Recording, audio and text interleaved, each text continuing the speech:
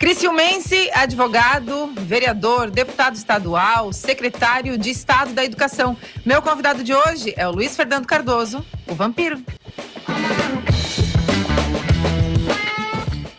Seja bem-vindo, Vampiro. Obrigado, Maga. Obrigado pelo convite. É um prazer estar aqui nesse podcast de alta relevância aqui para o mundo político e de entretenimento do Sul e de Santa Catarina, né? Obrigada, tá? Obrigada por ter vindo. Eu vou começar te perguntando o seguinte: da onde o apelido Vampiro? O Vampiro, eu tinha praticamente 8 anos de idade. Eu morava na Almirante Barroso, né? Uma rua perto do Heriberto Wilson, e eu estava brincando de skate, né? E o Humberto Feld, um advogado, ele jogou um chinelo que era uma Catina Surf, antigamente muito famosa. O chinelo trancou o meu skate, eu bati de boca no paralelepípedo, quebrei os 2 dentes da frente, e uns 15 dias depois, meus pais se mudaram da Almirante Barroso para o edifício Patrícia, na rua Lauro Miller, ali perto da Praça do Congresso, um edifício pequeno que ali tem, e na frente morava o César Darós, né, que tem um apelido de Seta. Ele costumava botar o apelido de todo mundo, do Bactéria, do Gustavo Gasola, ele colocou vários apelidos. E eu chegando lá... E tudo apelido assim, né? Bem light, bem light. Chegando lá, eu não conhecia os meninos, comecei a brincar, ele olhou para mim, não tinha os 2 dentes da frente, ele falou, Vampiro, e o Vampiro ficou, né? Eu fiquei muito tempo com o apelido Vampiro, mas eu me senti incomodado somente quando eu me formei em Direito, né? Uhum. Aí foi a minha incomodação, porque eu não tinha meu pai farmacêutico, né, do ramo do comércio, não tinha ninguém, na verdade, na área jurídica. Eu queria ter uma estabilidade, né? Começar a fazer uma advocacia realmente plena, né? E aí Vampiro não combinava muito, né, com a advocacia. As pessoas me chamavam de Vampiro, né? E eu tentei tirar o apelido, eu tentava, não, Vampiro não, tal, mas não conseguia não, mais. Teve uma audiência de separação, né, do então deputado federal Jarvis Gaidzinski, né? Que era que foi advogado? Eu fui o advogado do Nadélia Tasso num processo, efetivamente, de meação dos bens, e o doutor Paulo Henrique Martins Moritz, da Terceira Vara Civil, estava fazendo audiência. O advogado era de São Paulo, do Jarvis Gaidzinski, que eu representava os interesses da dona Adélia Tasso, né, a querida dona Adélia Tasso.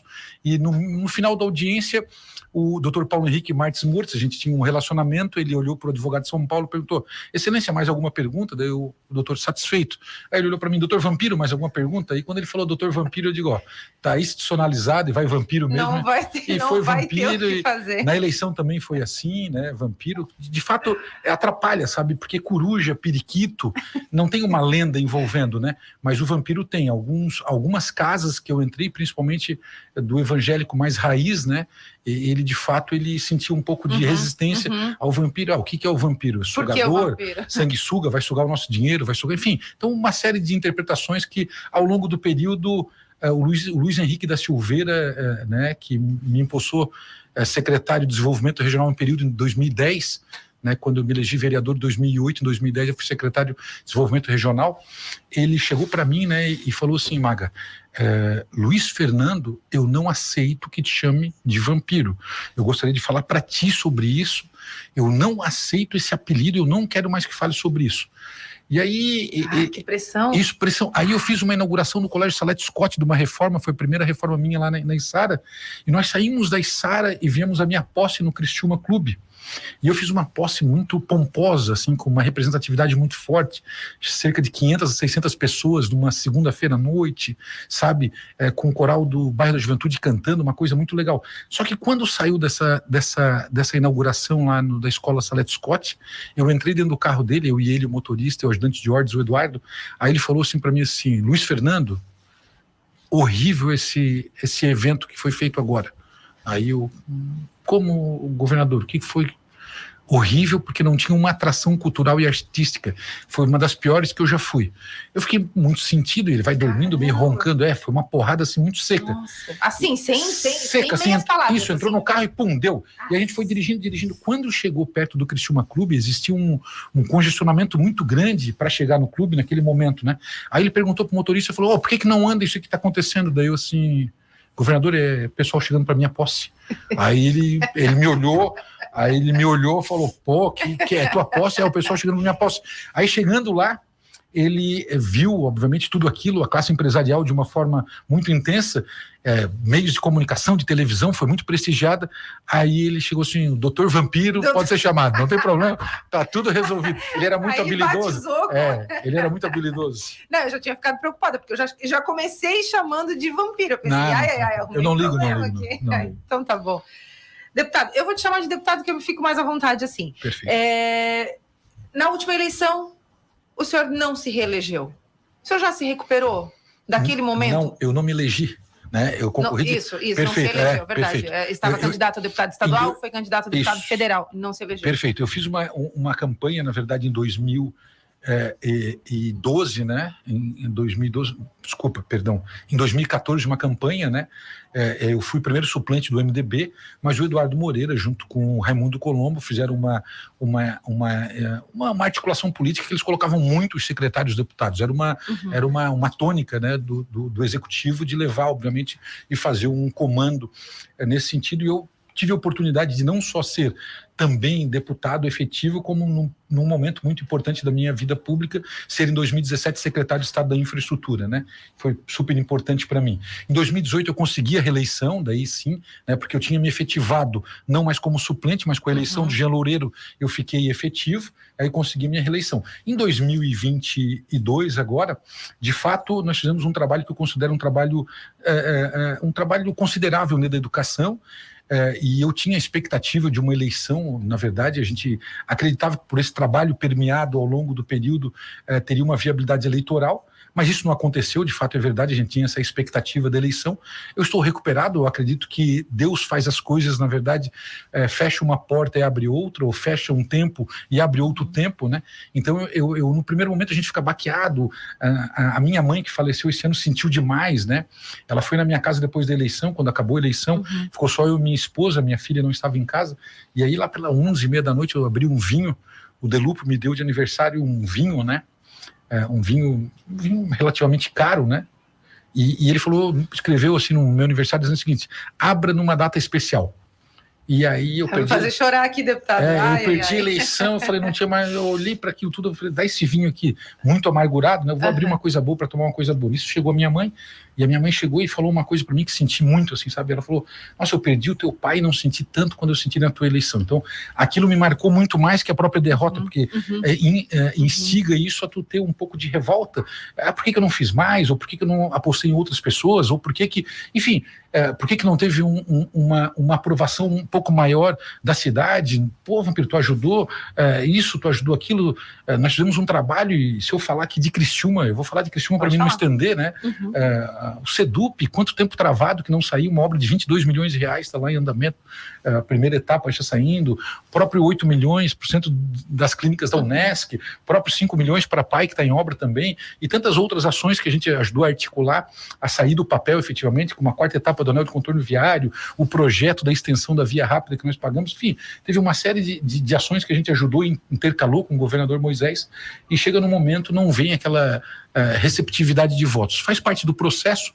A política, ela não e o mandato, ela não é emprego, né? Você tem que se moldar tudo isso. E eu acredito que essa porta que se abriu, se fechou para mim voltar um pouco para a minha origem, voltar um pouco para a família, para os meus negócios, começar a fazer alguma coisa. Eu deixei tudo muito de lado, eu não advoguei, que eu entendia, nem fiz advocacia administrativa nesse período, poderia ter feito muito.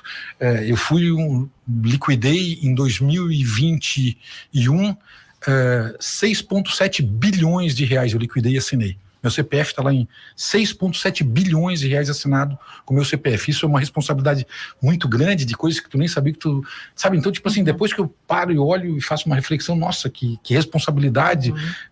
E tem pessoas, na verdade, que não assinam nada, que nunca assumiram nada e efetivamente conseguem ter uma eleição muito mais tranquila. Mas eu não quero olhar para os outros, eu tenho que olhar para mim, na verdade, que sempre tudo na minha vida foi muito difícil, mas foi muito valoroso. A que o senhor acredita essa diferença na urna? O eleitor que foi ingrato, ou houve alguma falha da sua parte também? Maga, quando o candidato ganha, Tudo deu certo, né? Todos ganham, isso, tudo deu certo. Aquele investimento foi certo, a publicidade foi... A estratégia, contratar aquele impulsionamento foi perfeito, a articulação que tu fez para ajudar com recursos aquela comunidade foi perfeita, e quando tu erra, e quando tu não ganhas, na verdade, quem erra é o candidato. Isso de fato é verdade, eu tenho sentimento, não são assessores, não são coordenadores, quem erra é o candidato. E o candidato, e essa reflexão eu fiz, realmente o erro, ele foi meu, sabe? Em que sentido?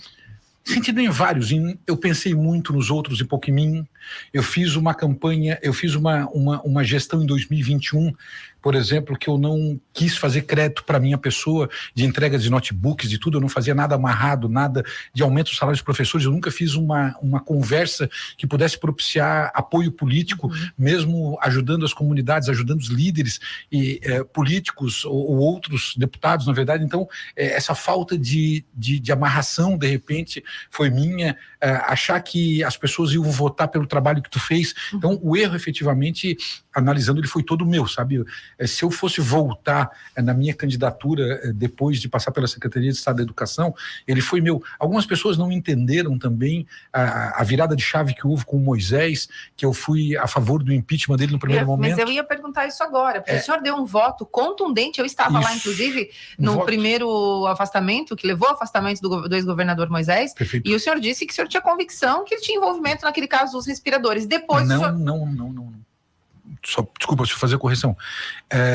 O aumento, o que acontece, Maga, para a gente fazer essa correção. Eu estava naquela condição de membro da CCJ, da Comissão de Constituição e Justiça, e eu fui designado relator da reforma administrativa do governador Carlos Moisés. Eu fui o relator dentro da CCJ. Foi. Na CCJ, o que aconteceu? Eu recebi várias demandas de servidores públicos estaduais e da sociedade como um todo.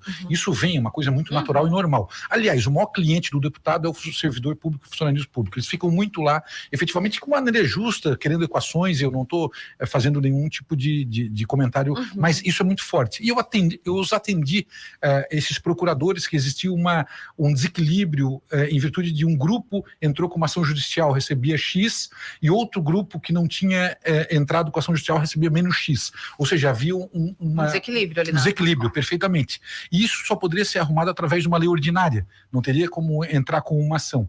E eu, na reforma administrativa, com alguns outros parlamentares, eu fiz a inclusão daquele dispositivo para fazer o equilíbrio financeiro dos procuradores. O que acontece? O governador Carlos Moisés, naquele afã administrativo, ele faz... aprova a reforma administrativa e no meu item, mas em 3 itens depois, um relacionado à Imperatriz, o Marcos Vieira, mas 3 itens, ele faz e diz que não tinha dotação orçamentária, não tinha, enfim, e faz o quê? Ele rejeita efetivamente o meu artigo. Ok, ele rejeitou o meu artigo, perfeito, eu falei, Moisés, isso aqui foi uma situação assim, falei com o Douglas Borba na época. Ele, não, mas isso aqui tal. Daqui a pouco, o que acontece? Ele recebe uma pressão depois, querendo fazer política, daquele mesmo grupo, que veio conversar conosco, e ele faz um processo administrativo totalmente irregular, não através de lei ordinária, e concede efetivamente o aumento, ou seja... Atravessou todo o processo.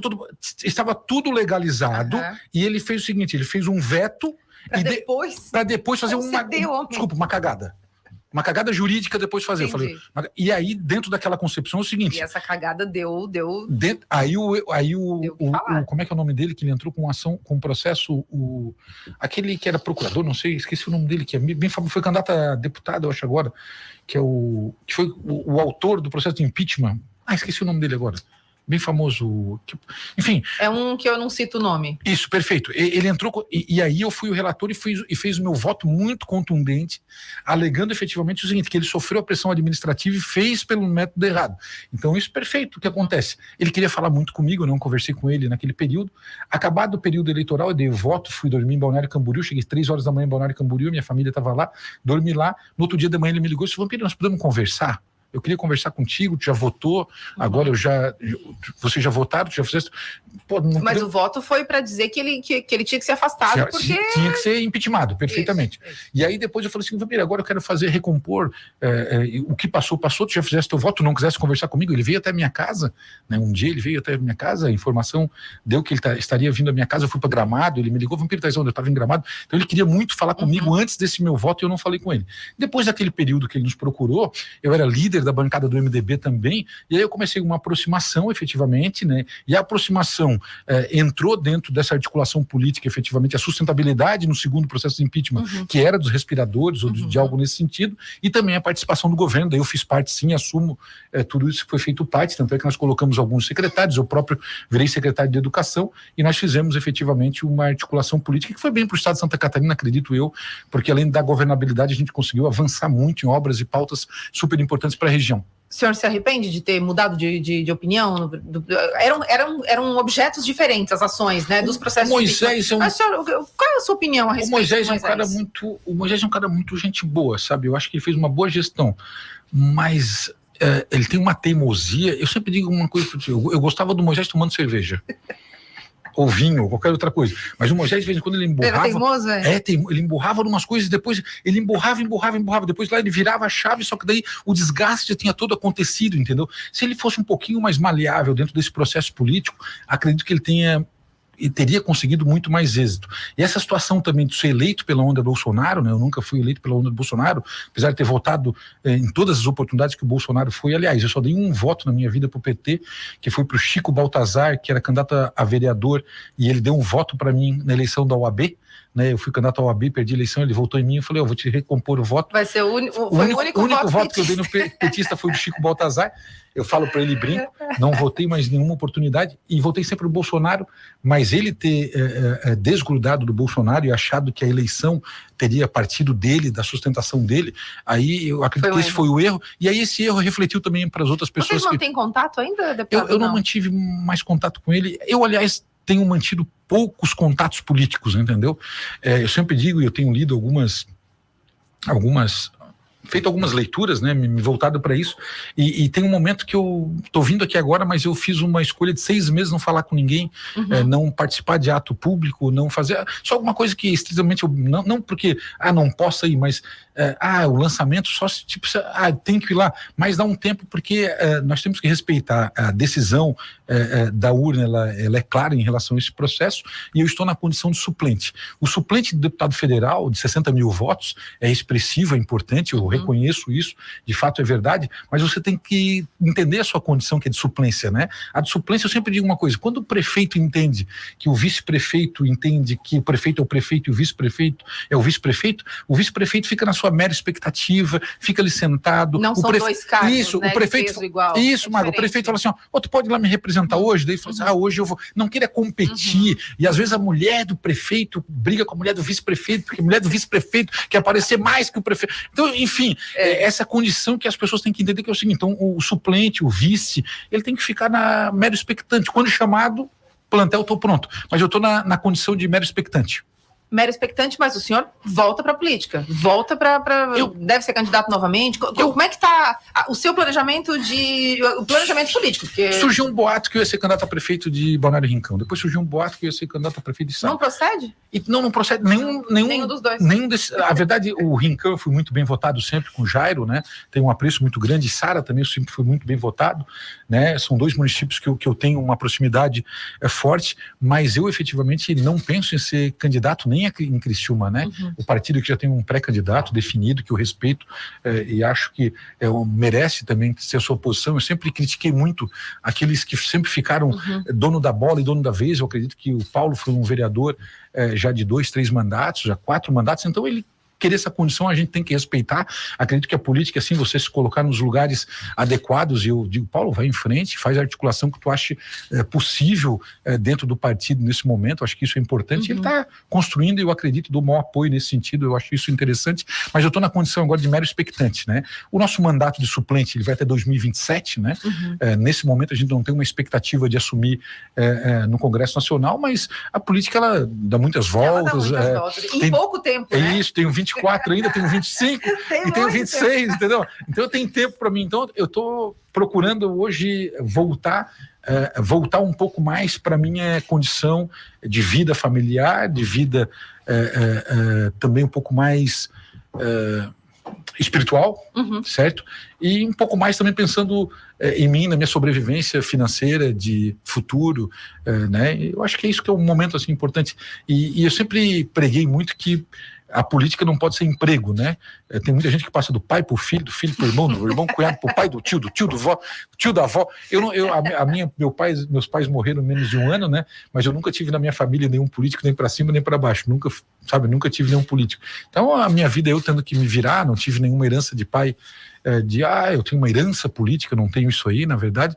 O que eu tenho na minha vida foi o que eu construí, e tenho muito orgulho das pessoas que me ajudaram, porque a gente chega lá, mas teve outras pessoas que me ajudaram ao longo do caminho, outras que estão distantes, na verdade, né, que me ajudaram no momento, mas eu não tenho mais relação, mas eu sou grato a todos, porque gratidão é alguma coisa que a gente tem que ter, e não tenho ressentimento de, sabe, a política a gente tem que estar assim, eu consigo andar na rua sem ter ressentimento, assim, de uma pessoa, sabe, às vezes eu tenho pena de alguns, ou de um só, mas eu consigo andar bem, assim, sabe? Eu não tenho nenhum problema, assim, sabe? Nenhuma cidade onde eu vou, onde eu tenho ido. Eu apareço numa cidade e os caras, vampiro. Eu fui outro dia numa igreja, né? Que eu costumo ir numa igreja. Tu não quer ir lá na frente? Não, por favor, me deixa aqui no último lugar, aqui tá tudo super bem, tô super tranquilo. Que pode, deixa eu aqui um pouco. Tá tudo, sabe? Então, tipo assim, tá indo bem, entendeu? Tá indo bem as coisas. Acho que é importante. E como é que tá a sua relação com o MDB? Como é que o senhor está enxergando o MDB catarinense? O MDB, isso o senhor já falou, mas o MDB passa por um sério problema, que é o seguinte, muito forte no governo federal, né? Nós temos estruturas de governo lá muito forte, né? Que é o Ministério de Transportes e de Infraestrutura, é um ministério forte, né? O que acontece com isso?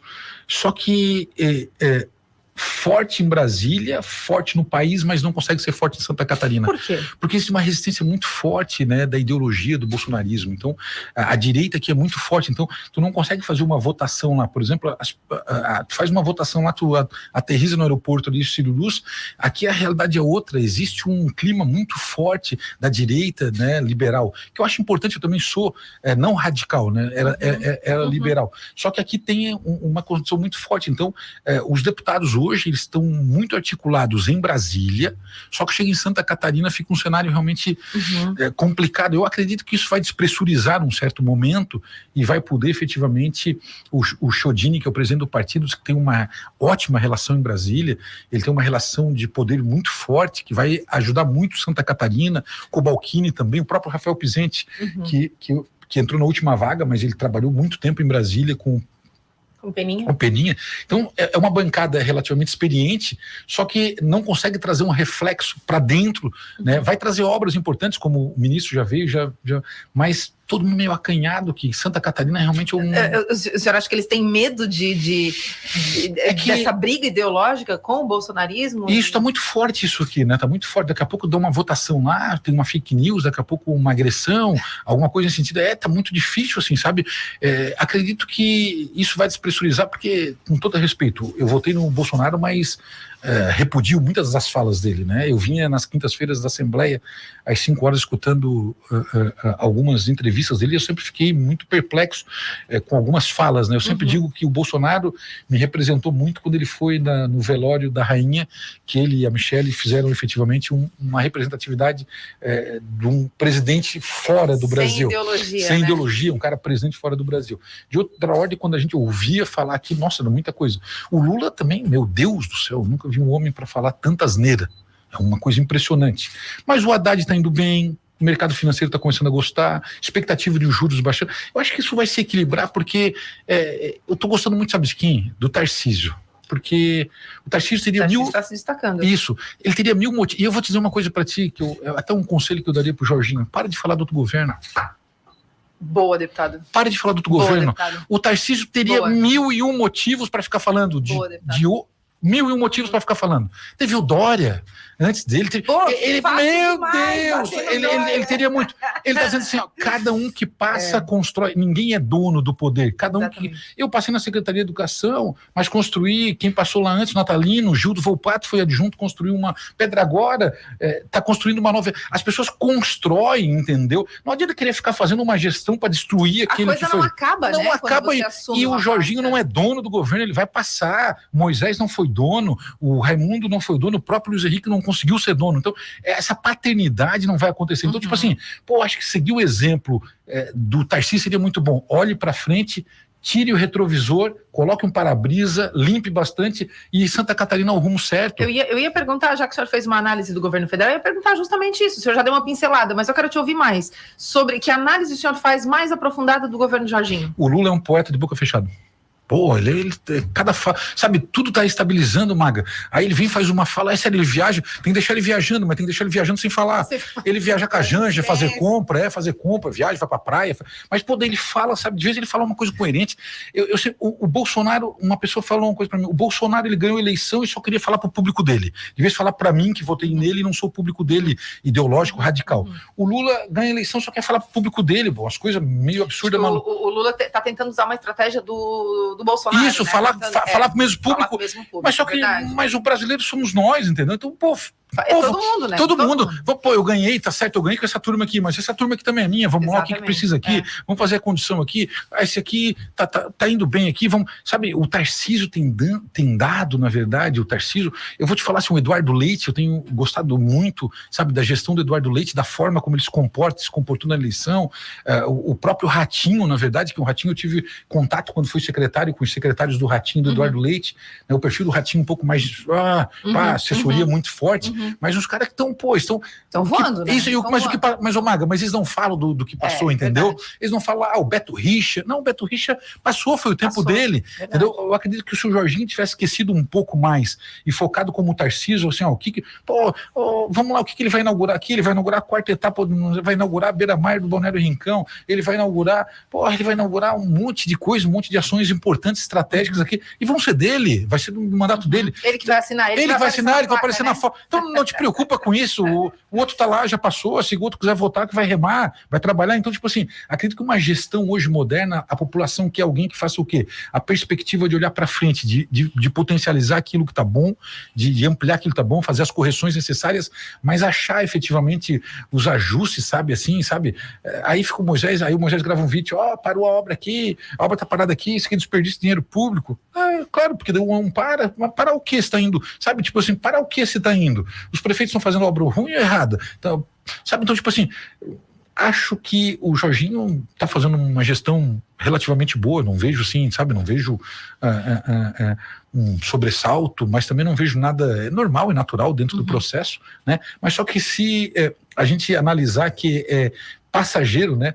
Se eu imaginar, tipo assim, qual é o vampiro passou na Secretaria de Educação, passei na Secretaria de Infraestrutura, passei na Assembleia Legislativa, estou na presidência, mas passei na Assembleia Legislativa como deputado. Qual é o grande legado que tu tens? É quando tu voltares para essa casa, tu ser bem recebido. As pessoas te falam assim, pô, ele sempre me cumprimentava aqui, eu limpava a sala dele, mas, pô, ele sempre foi um cara gente boa comigo, olhava nos meus olhos, conversava comigo, pô, a recepcionista, ela, não... Pô, ele sempre foi, sabe, a gente tem que ser o mesmo no poder ou fora do poder, a vida continua, na verdade, né, e o que a gente faz no poder, ele é peremptório passageiro. Então essa análise que eu fico sempre do reflexo é o seguinte, onde eu passei, a minha marca qual foi? Ir lá no prédio, na secretaria, nas gerências da educação onde eu passei, qual foi o legado que eu deixei? Eu deixei um legado de um menino moleque, prepotente, arrogante, que chegou falando que sabia tudo e não sabia nada, sabe, acredito, tudo que eu fiz na educação, quase nada fui eu. Pra ser sério, quase nada. O que eu fazia? Todo mundo discutia, eu olhava as pessoas mais coerentes e digo, eu acho que vocês dois têm razão. A mesa é só com doutores, como não sou doutor, acho que vocês têm razão, vamos juntar essas ideias aqui. É só um encaminhamento que tu faz quando tu é gestor, entendeu? Tu faz um encaminhamento, tu faz discernimento, tu faz bom senso, e eu acredito que é isso que falta um pouco dentro da política. A política, essa política do revanchismo, o próprio prefeito Salvaro nunca me ajudou numa eleição, eu sempre ajudei ele, na Secretaria da Educação, onde eu passei, eu sempre ajudei ele nunca me ajudou eleitoralmente, nunca me ajudou, nunca teve isso. A minha rua, inclusive, é muito ruim, eu mandei uma mensagem para ele, a minha rua é péssima onde eu moro, na verdade, né, e ajudei muito a cidade. A minha esposa fala, Fernando, tu não é um bom político, porque nem a tua rua aqui tu não conseguiu pavimentação. Eu falei, não, amor, mas não é assim, não é assim. Pô, mas nem a tua rua, ela fala... O Salvador te respondeu, não? Não, nem me respondeu, porque eu já falei 3 vezes. Não, mas o Salvador é um prefeito que me representa, porque o que acontece, a cidade tá indo bem, sabe, não é porque ele nunca me apoiou, Que ele E não nunca é porque a tua rua tá ruim? Não é porque a minha rua tá ruim, entendeu? Mas que eu vou dizer que ele é um mau prefeito. Agora tem outros prefeitos que são do meu partido, que eu chego na cidade e falo, meu Deus do céu, coitado de quem mora aí. Sabe, o prefeito ele ganha por um partido, mas ele administra para a população, para as pessoas. Inteira. Então eu acredito que, tipo assim, eu sempre falo, o Salvador é um cara que, sei lá, não tenho muita, mas é um prefeito que me representa, sabe, é um prefeito que me representa. Sabe, é um prefeito, e eu gosto de prefeitos o Jairo é um prefeito que me representa, entendeu? Tem vários outros prefeitos que eu vi, Vampiro, mas por quê? Por que te representa? Porque tu vai falar com as pessoas assim, tu vê a transformação, né? Tu vê a transformação da cidade, tu vê o que está acontecendo. Acho que isso é super importante. Então tá bom. Tá feliz, deputado? Tô feliz, tô num bom momento. O momento, ele é, como eu te falo, Maga, a pessoa tem que ter um equilíbrio, né? Você perder, né? E aí eu perdi a eleição, tu perde mãe, tu perder é muito difícil, né? Então, né, eu perdi um filho prematuro, tudo que tu perde na tua vida é uma coisa muito impactante, né? Tu perder um casamento, tu perder um amigo, tu perder um irmão, tu perder dinheiro, toda perda. Eu nunca vi ninguém ficar feliz porque perdeu. Perdi e fiquei feliz. É difícil a gente ver isso. Então, mas tudo, na verdade, tu tens que analisar de um outro ângulo, tentar encontrar o melhor, na verdade, e entender que faz parte de processos da vida, né? Faz parte de processos da vida. Quem sabe se eu estivesse hoje em Brasília, né? Eu poderia estar em Brasília, mas sem a minha família.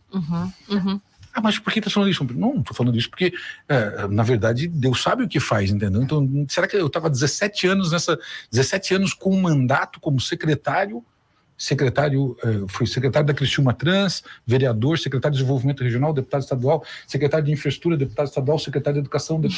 Fechou? Então, tipo assim... bastante coisa. Esse processo, na verdade, de doação, e a minha esposa fala que daí eu fico... Por exemplo, na educação, eu foquei muito. Vou estar à escola, embarca no carro, em Lages, aí desce lá no Lages, vai lá no Martim de Aro, olha a escola, porra, como é que essa escola tá aqui? São Joaquim tão bonita, não sei o que, essa escola não tá pintada, tem que pintar essa escola, vamos fazer tudo para pintar. E o que eu tive de voto lá? Não sei, mas a escola tá bonita, tá linda, então...